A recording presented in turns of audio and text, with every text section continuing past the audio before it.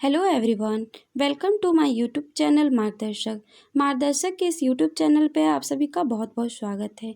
आज हम NCERT series में क्लास 6 के हिस्ट्री को देखेंगे और इसके फर्स्ट चैप्टर को समझेंगे और साथ ही साथ इसमें हम यह भी देखेंगे कि कब, कहाँ, क्यों और कैसे जो इतिहास का एक बहुत ही मूलभूत सिद्धांत है, इसके बारे में समझेंगे।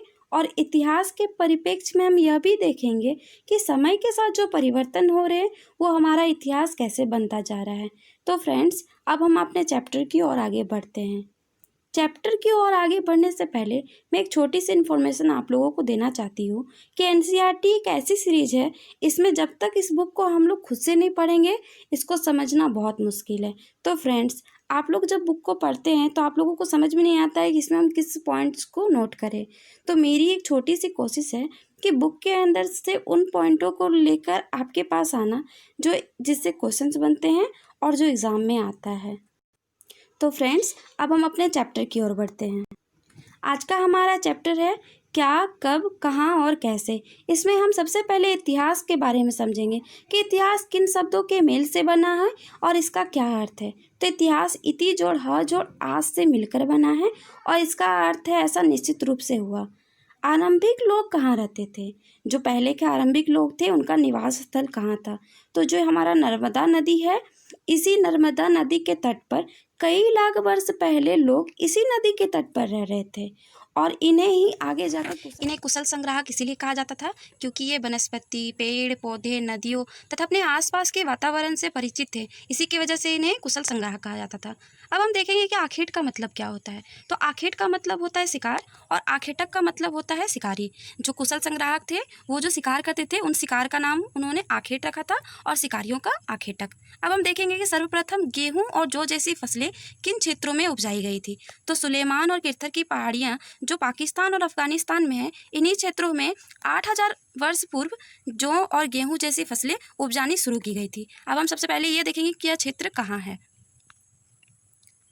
तो ये जो सर्कल में लगा रही हूँ, इन्हीं क्षेत्रों में सुलेमान और किरथर की पहाड़ियाँ हैं और यह क्षेत्र पाकिस्तान और अफगानिस्तान के क्षेत्र के अंदर आता है। अब हम आगे बढ़ते हैं। अब हम देखेंगे कि उन्होंने यानी आरंभिक लोगों ने भेड़, बकरी, गाय, बैल जैसे पशुओं को पालतू बनाना शुरू किया। इन्हीं लोगों ने सबसे पहले इन जानवरों को पालतू बनाना शुरू किया। और इसके बाद हम यह जानेंगे कि कृषि का विकास कब हुआ, यह कृषि का विकास किन क्षेत्रों में हुआ। तो उत्तर पूर्व में गारो तथा मध्य भारत की विंध्य पहाड़ियों वाले क्षेत्र में ही सबसे पहले कृषि का विकास हुआ। इन्हीं क्षेत्रों में सबसे पहले चावल उपजाया गया। वे स्थान विंध्य के उत्तर में स्थित थे। अब हम देखेंगे कि यह विंध्य किधर था। तो ये जो क्षेत्र है मध्य भारत का क्षेत्र, इन्हीं क्षेत्रों में विंध्य की पहाड़ियाँ हैं और यहीं सबसे पहले चावल की खेती हुई थी। अब इसके बाद हम देखेंगे कि सहायक नदियाँ क्या है। तो जब दो या दो से अधिक नदियाँ एक नदी में जब जाकर मिलती है तो इसे हम सहायक नदी कहते हैं। और इसके बाद हम देखेंगे कि गंगा और इसकी सहायक नदियों के किनारे तथा समुद्री तटवर्ती इलाकों में नगरों का विकास 2500 वर्ष पूर्व हुआ था। ये जो 25 गंगा और इसकी सहायक नदियां हैं, इन्हीं नदियों के किनारे 2500 वर्ष पूर्व नगरों का विकास हुआ था। गंगा के दक्षिण में इन नदियों के आसपास का क्षेत्र प्राचीन काल में मगध के नाम से जाना जाता था। ये जो मगध है, ये गंगा के दक्षिण के क्षेत्रों को ही कहा गया था, जिसे प्राचीन काल में मगध के नाम से जाना जाता था। इसके बाद हम नेक्स्ट पॉइंट पे आगे बढ़ेंगे। अब हम देखेंगे कि दक्षिण एशिया यानी आधुनिक भारत किन पड़ोसी देशों को दर्शाता है। तो दक्षिण एशिया पाकिस्तान, बांग्लादेश, नेपाल, भूटान और श्रीलंका और अफगानिस्तान, ईरान, चीन तथा म्यांमार आदि पड़ोसी देशों को दर्शाता है। अब इसके बाद हम देखेंगे कि उपमहाद्वीप किसे कहते हैं। तो जो दक्षिण एशिया एक महाद्वीप से छोटा है, ये जो दक्षिण एशिया है वो एक महाद्वीप से छोटा है, लेकिन विशालता मतलब आकार में हुआ बाकी एशिया से समुद्रों, पहाड़ियों तथा पर्वतों में बटे होने के कारण महाद्वीप कहा गया है। क्योंकि यह दक्षिण एशिया जो है ये छोटा है लेकिन विशालता है और बाकी एशिया से समुद्रों, पहाड़ियों तथा पर्वतों में बटे होने के कारण इसे उपमहाद्वीप कहा गया है। अब हमारा जो इंडिया शब्द है, इसकी उत्पत्ति कैसे हुई। तो यह हम सबसे पहले यह जानेंगे कि इसकी उत्पत्ति कहाँ से हुई और इसे क्या कहा गया। तो इंडिया शब्द की उत्पत्ति इंडस से हुई और जिसे संस्कृत में सिंधु कहा गया। लगभग 2500 वर्ष पूर्व उत्तर पश्चिम की ओर से आने वाले ईरानियों और यूनानियों ने सिंधु को हिंदोस अथवा इंदोस कहा।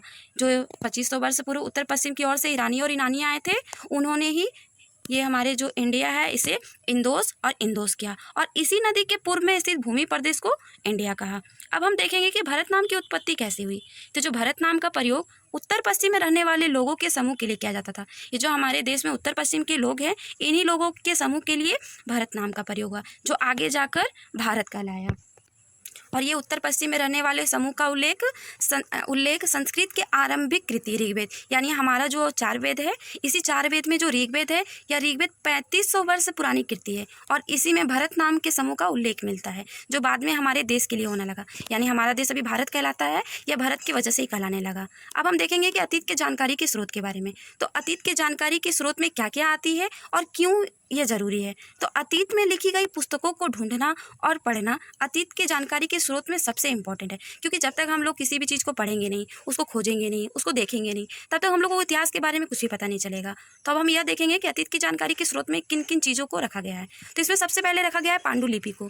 पांडुलिपि का क्या अर्थ होता है? तो इसका अर्थ है हाथ से लिखी होने के कारण पांडुलिपि कहा गया है। इसे अंग्रेजी में यानी इंग्लिश में इसे मैन्यूस्क्रिप्ट कहते हैं, और मैन्यू एक लैटिन शब्द है जिसका अर्थ है हाथ से निकला। तो यह स्पष्ट होता है कि जो पांडुलिपि है यह हाथ से लिखी होगी। और पांडुलिपियाँ किस पे लिखी जाती थी और किससे तैयार होती थी? तो पांडुलिपियाँ प्राय ताड़पत्रों और हिमालय क्षेत्र में उगने वाले भुर्ज नामक पेड़ की छाल से विशेष तरीके से तैयार भोजपत्र पर लिखी जाती थी, जिससे आगे आरंभिक लोग अपना पढ़ते थे और हर चीज़ों को समझते थे। और ये पांडुलिपियाँ मंदिरों और बिहारों से ही प्राप्त हुई। अधिकतर पांडुलिपियाँ मंदिरों से ही मिली हैं।